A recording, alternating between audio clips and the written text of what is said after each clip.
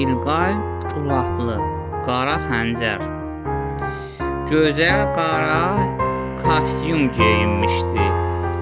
Ağda köynək, səliqəli bir dövlət adamı olduğu üzündən yazılmışdı. Onun təxminən 69-70 yaşı olardı. Şahnazın atası olsa da daha çox babası yaşda idi. Uzun illər KGB-də işlədiyi üçün evlənməyə vaxt tapmamışdı. Ona görə də 40 yaşından sonra evlənmişdi. 45 yaşında isə ata olmuşdu.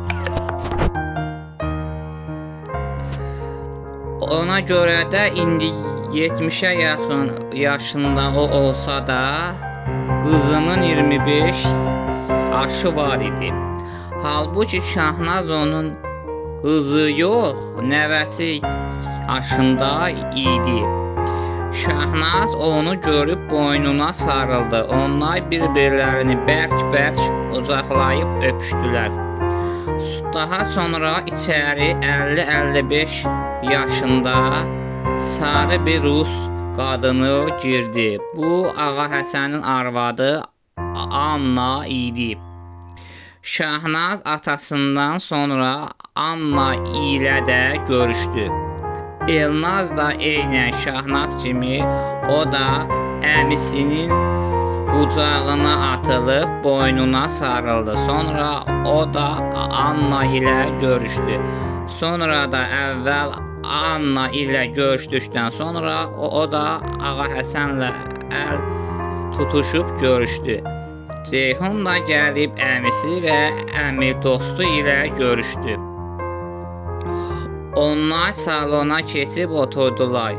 Şahnaz və Elnaz çay, sona da mürəbbə, şirniyyat, şokoladlar gətirdi. Ceyhun da salonda oturub qonaqlarla söhbət edirdi. Qızlar gözəl çay süfrəsi açdılar. Çaylar, mürəbbələr, konfet və noğullar masaya düzüldü. Onlar qarşılıqlı oturub çay içə-içə söhbət edirdilər. Bu vaxt telefon zəngi çalındı. Sonra telefonu götürüb danışdı. Alo, ay Ağa Hüseyin, sənsən? Gəliblər, hə, oturub çay içə-içə söhbət edirlər. Ağa Həsən, kimdir o? Bacı, Ağa Hüseyin deyir. Hə, Ağa Hüseyin qağa, verimmi danışasan? Hə, ver görək. O telefonu Ağa Həsənə uzatdı. Ağa Həsən telefonu alıb qardaşı ilə danışdı. Aradan bir neçə saat keçdikdən sonra Ağa Hüseyin də evə gəldi. O, qardaşı və qardaşı arvadı ilə görüşdü. Bir qədər sonra axşam yeməyi yedilər. Ağa Həsən ilk arvadı Solmazı itirəndən sonra Anna ilə evlənsə də ondan övladı olmamışdı. O da 35-40 yaşına qədər ailə qurmamış bir qadın olub. 15 il idi ki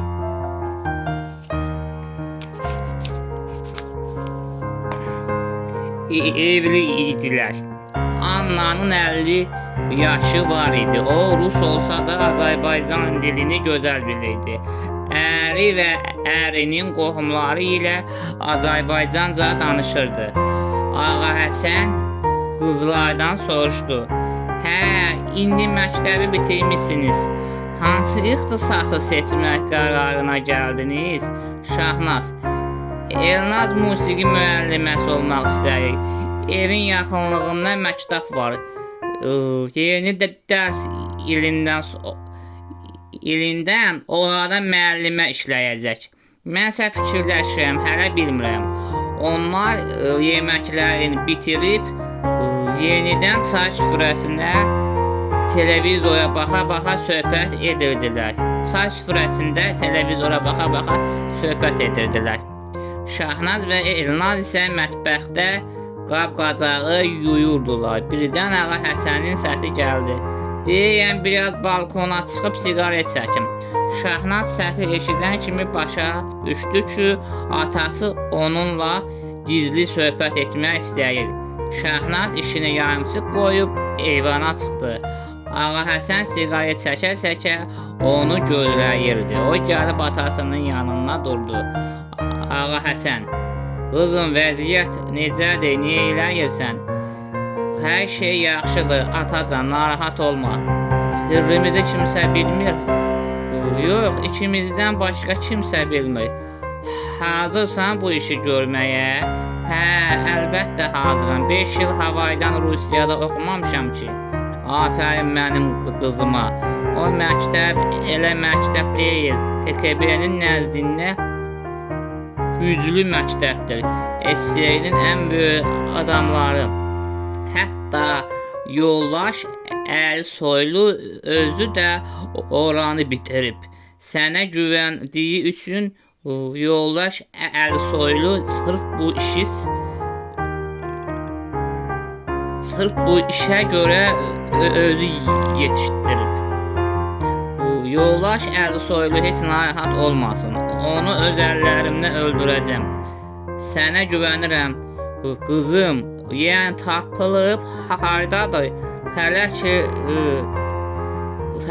ki nə kim olduğu, nə də harada olduğu bilinmir. Sən hazır ol, lazım olan kimi gedəcəksən. O siqaretini çəkib qurtardı. Sonra yenə söhbət davam etdi. Gələn il səni özümlə Rusiyaya aparacam. Orada Dövlət Opera Balet Teatrında musiqi ifa edəcəksən. Ən çox hansı aləti yaxşı çalırsan? Skripka. Aha, elə o yaxşıdır. Biraz burada qalaq, gələn ilin yanvar ayında gedərik, oldu.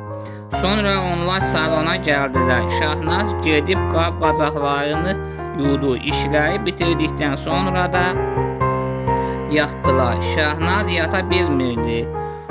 O Firudunu qoyub necə gedəcəkdi? Öz-özünə narahat olurdu. Şahnaz Rusiyada olduğu illərdə atası onu KGB-nin nəzdində gizli institutda oxutdurmuşdu. Lakin bu sirri qohum-əqrəba arasında heç kim bilmirdi. KGB-nin məşhur generallarından olan Ərsoylu Şahnazın müəllimi olmuşdu. Bu institutda şəxsən Şahnaza özü dərs demişdi. Onu özü yetişdirmişdi.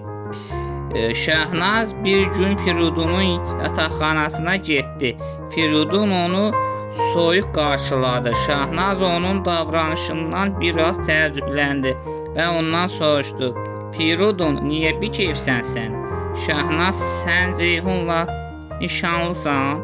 Yox, onu sənə kim dedi? Bəs mən eşitmişəm ki, siz yaxında evlənəcəksiniz. Elə şey olar, o mənim qardaşımdır. Bunu sənə o dedi. Hə, gəlib mənə dedi ki, səninlə evlənəcək və səndən əl çəkim. Yox, yalan deyib. Elə şey yoxdur. İstər olsun, istər olmasın, fərq etməz. Onun səndən gözü var. Bu nə sözdür? Həddini aşırsan. Şahnaz, mən səni sevirəm və sənə deyirəm, seçimini et. Ya mən, ya Ceyhun. Heç biriniz, bu nə sözdür? Mən səninlə sadəcə dostum. Ceyhun da əmim oğludur. Qardaşım yerindədir.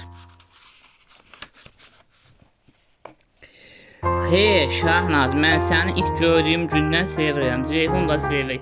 İndi seçim elə, ya mən, ya Ceyhun. Firudun, bəsdir, həddini aşma. Niyə? Məni özünə layiq görmürsən? Çünki mən kasıbam, kəhciyəm, savadsızam. Sən isə oxumuş, imkanlı adamın qızısan, şəhərdə böyümüsən. Ona görə məni bəyənmirsən? Onlar bir-birlərinin üstünə qışqırdılar. Şahnaz nəhayət ağlaya-ağlaya yataqxananı tərk edib evlərinə tərəf getdi. O evə gəlib ağlaya-ağlaya otağına girdi. Evdə Sona, Elnaz və Anna var idi. Kişilər evdə yox idilər. Ancaq bir qədər sonra onlar da gəldilər.